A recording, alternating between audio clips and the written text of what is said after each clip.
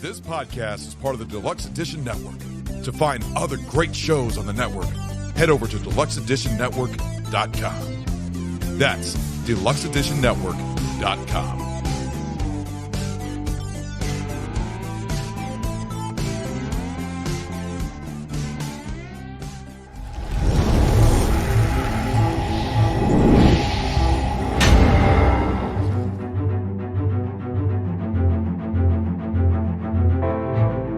Hello, everyone. Welcome back to another episode of the Stephen Gervais and Friends podcast.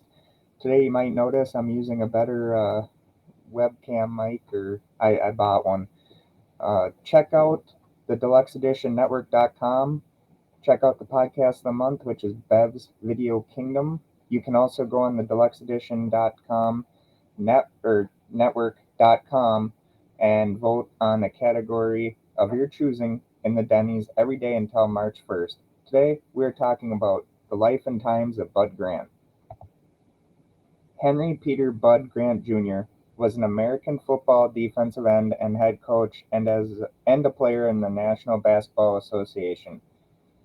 Grant is best known for serving as the head coach of the Minnesota Vikings in the National Football League for 18 seasons. He was the team's second and fourth head coach, leading them to 4 Super Bowl appearances, 11 division titles, 1 league championship, and 3 National Football Conference championships.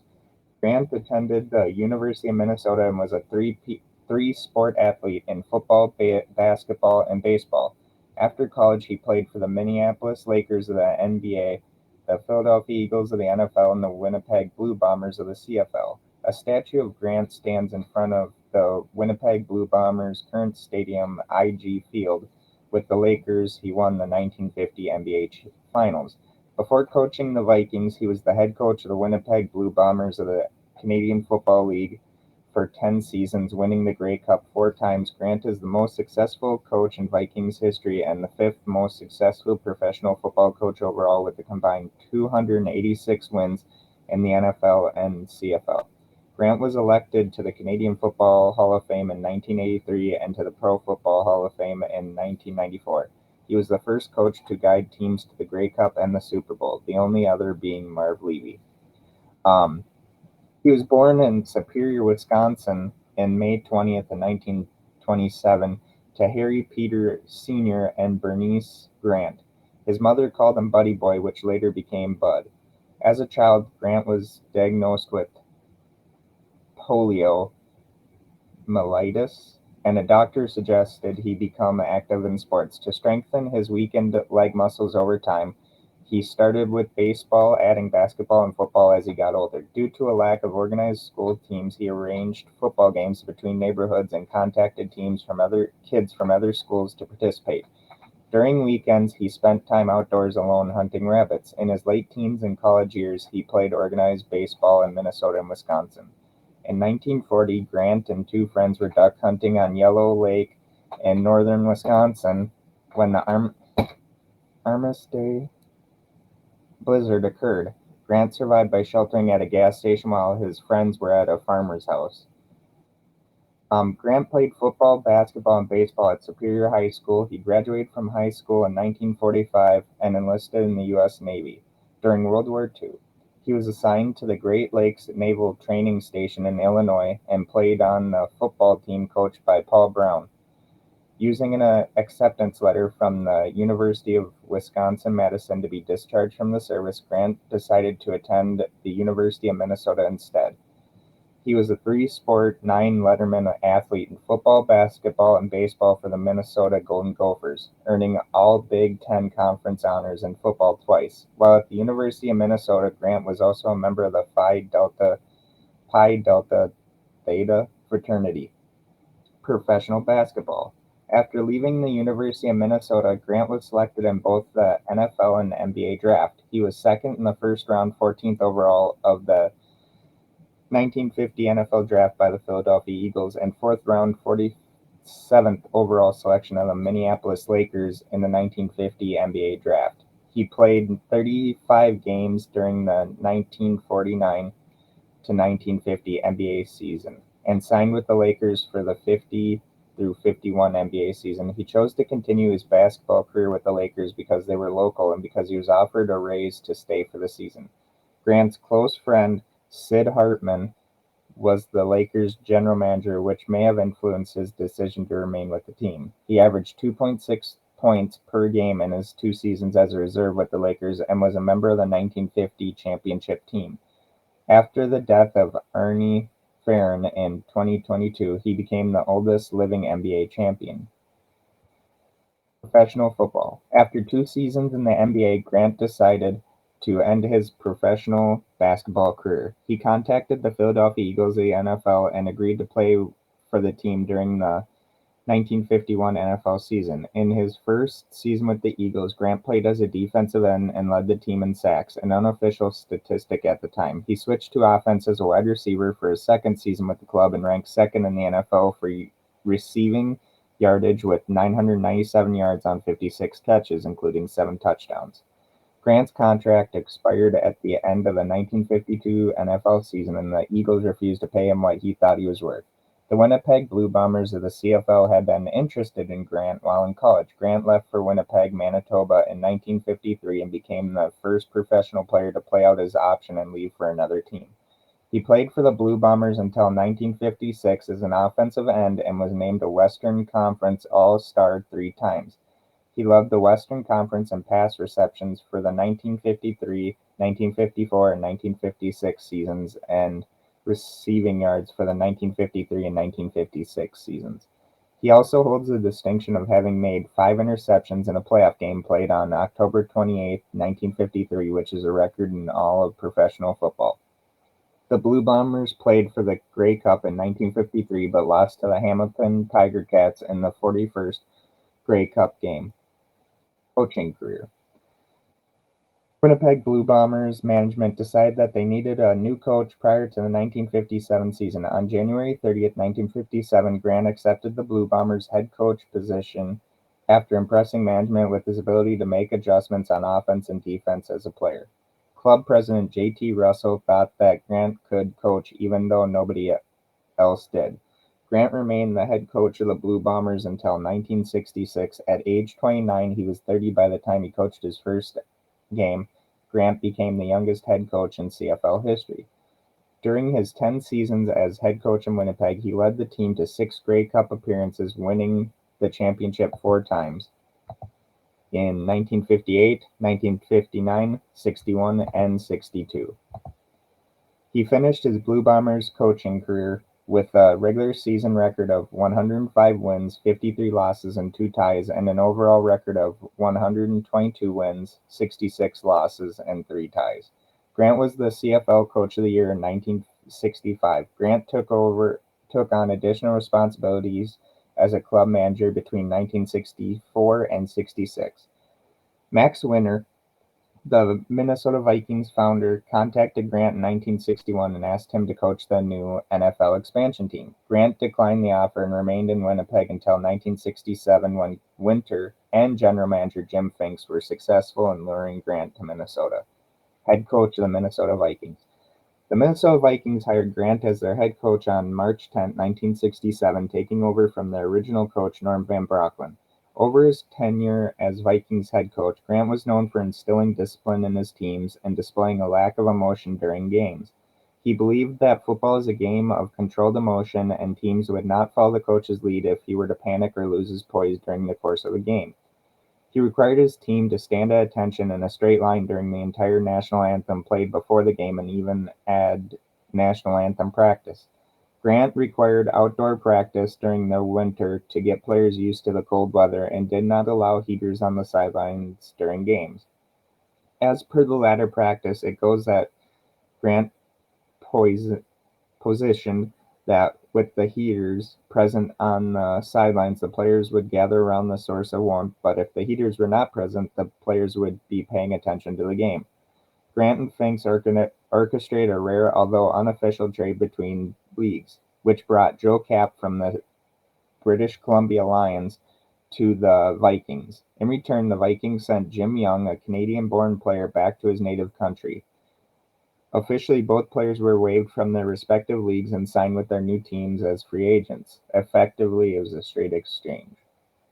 In his second year, Grant led the league team to a division championship and his first NFL playoff appearance.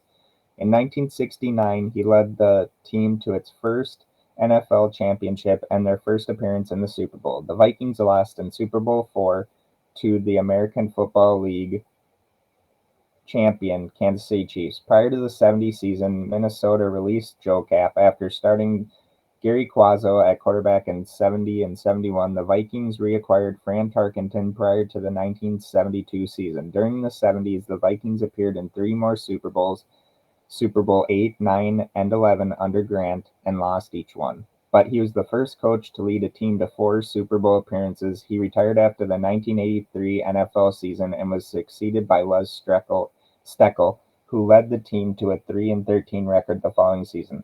Steckel was head Steckel was fired as head coach after the 1984 season, and Grant returned as coach for the Vikings in 1985.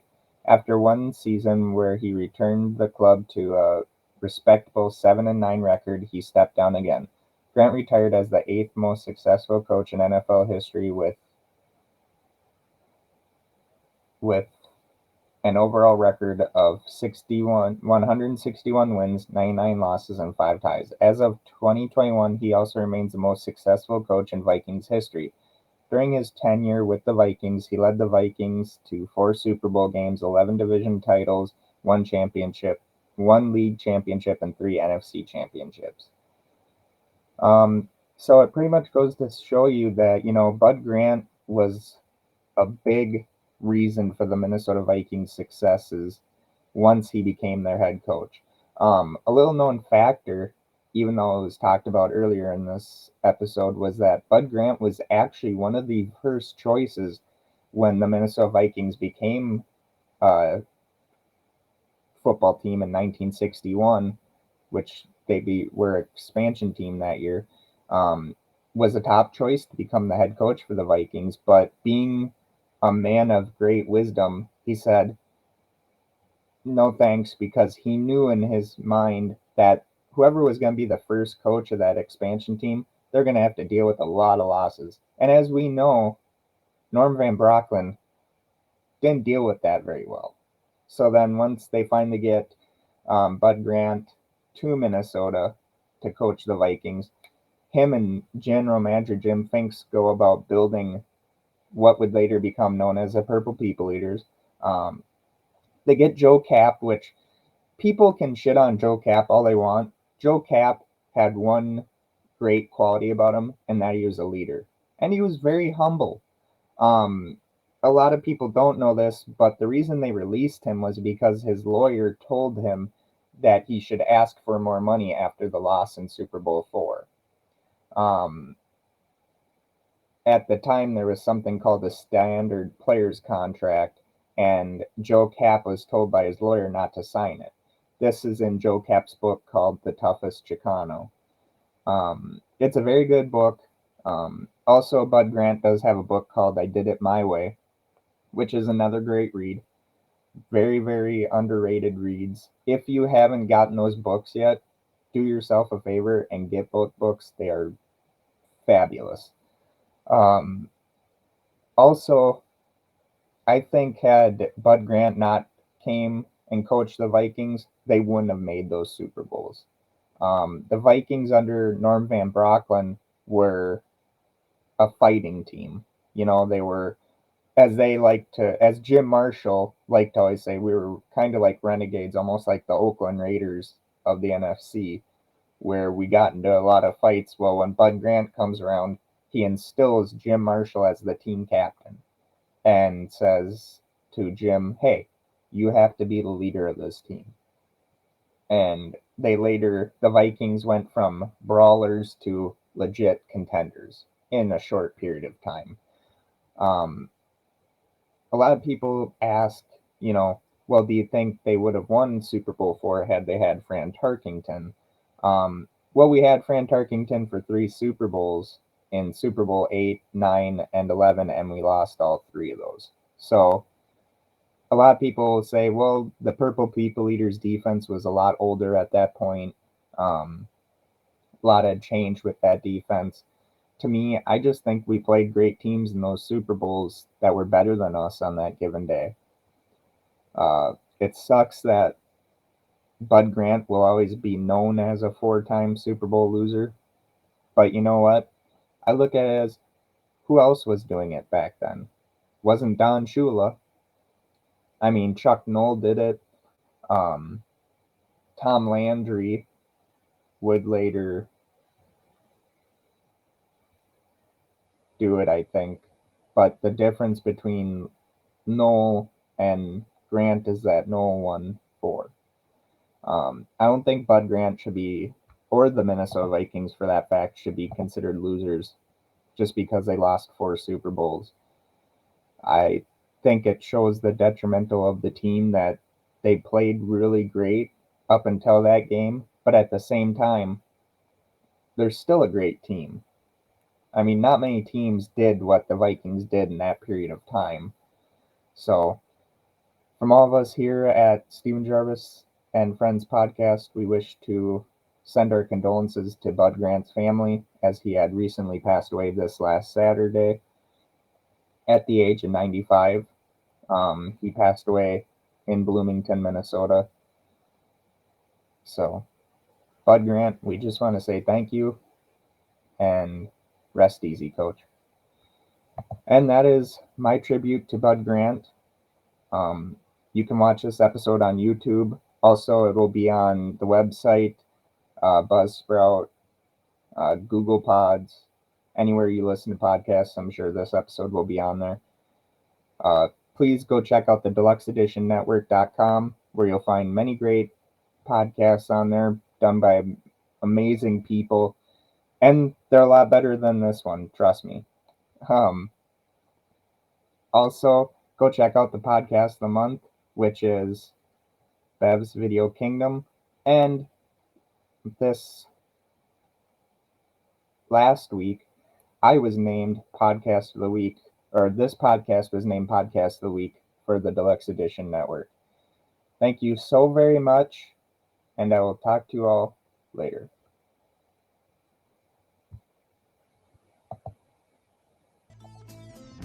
This podcast is part of the Deluxe Edition Network. To find other great shows on the network, head over to deluxeeditionnetwork.com. That's deluxeeditionnetwork.com.